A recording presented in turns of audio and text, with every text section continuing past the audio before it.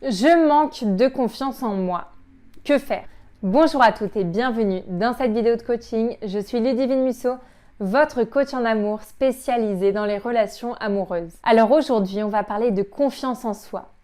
Parce que dans notre société d'aujourd'hui, ce n'est pas facile finalement d'arriver à avoir confiance en soi.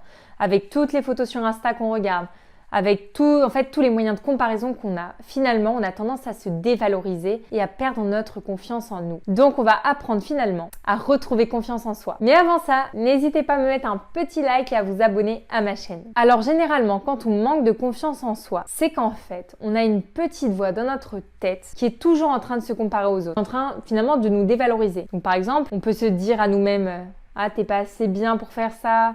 Ah mais t'es nulle, ah mais t'es trop grosse, ah mais t'es pas assez mince, ah mais t'as pas assez de seins, ah mais t'es pas assez intelligente, ah t'as pas assez de charisme, t'es pas assez belle pour avoir ce mec, bon bref, etc. Donc en fait cette petite voix elle est méchante, hein. On est vraiment très dur avec nous-mêmes. Mais en fait quand on réfléchit bien, quand on se dit qu'on n'est pas assez bien, par rapport à quoi? C'est qui en fait cette normalité? On n'est pas assez bien par rapport à quoi?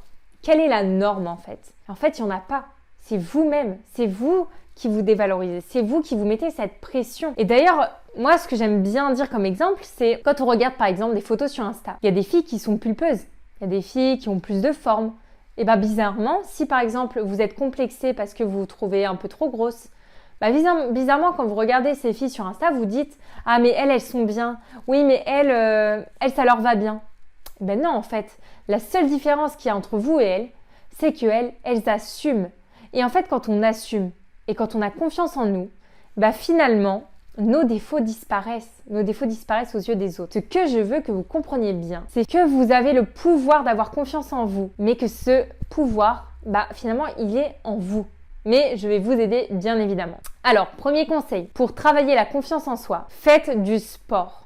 Donc en fait, c'est obligatoire pour moi pour reprendre confiance, parce que le sport est un moyen de se dépasser.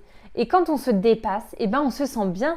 En fait, on se sent fier de nous. Ensuite, deuxième conseil, pour reprendre confiance en vous, ce qui va être important, ça va être de sortir de votre zone de confort. Parce qu'en fait, peut-être que vous avez des petites habitudes, des petites routines, tranquilles. Donc on est bien dans ces petites routines, mais en fait, c'est pas bien parce que vu qu'on ne les dépasse pas, on ne se sent pas finalement au top. Oui, on est dans notre zone de confort. Oui, c'est bien de rester chez soi et de regarder la télé par exemple. Mais en fait, ça va pas vous apporter du bonheur. Ça va pas vous épanouir. Alors, sortez de votre zone de confort. Donc, par exemple, vous pouvez vous inscrire à des groupes de randonnée. Vous pouvez vous inscrire à des clubs de sport, rencontrer de nouvelles personnes. Si vous êtes célibataire, par exemple, et que vous n'aimez pas les sites de rencontres, allez vous inscrire sur un site de rencontre. Sortez de votre zone de confort et faites des rencontres. Et en fait, en sortant de votre zone de confort, tout comme en faisant du sport, vous allez vous dépasser et ça va vous permettre de vous sentir bien. Et en fait, vous sentir bien, ça va vous donner confiance en vous. Ensuite, pour retrouver confiance en vous, je veux que vous m'écriviez sur un papier 3 mauvaises habitudes. Et je veux que vous mettiez à côté un petit tiret et que vous les transformiez en habitudes positives. Donc par exemple, si dès que vous rentrez du travail, de vous installer dans votre canapé et de regarder la télé jusqu'à l'heure de manger. Et que vous vous dites, ok, ça, c'est pas une très bonne habitude quand même. Bon, ce qu'on peut faire, c'est par exemple, ok, dès que je rentre du travail, je me mets une vidéo de sport, je me fais mes 20 minutes de sport, bim,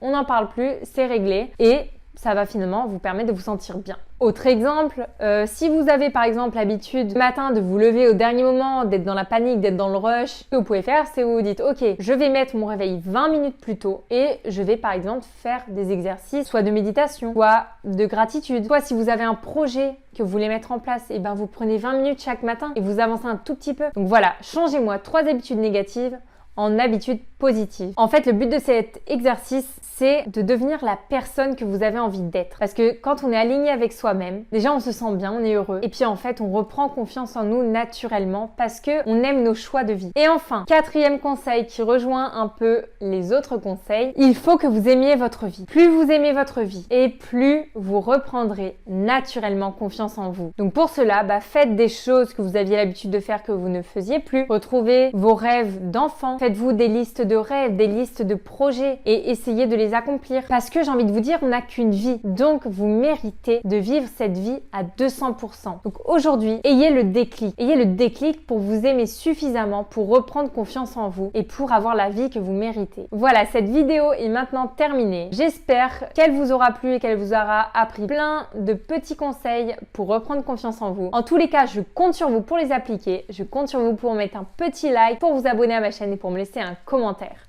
On se retrouve pour de nouvelles vidéos. Ciao!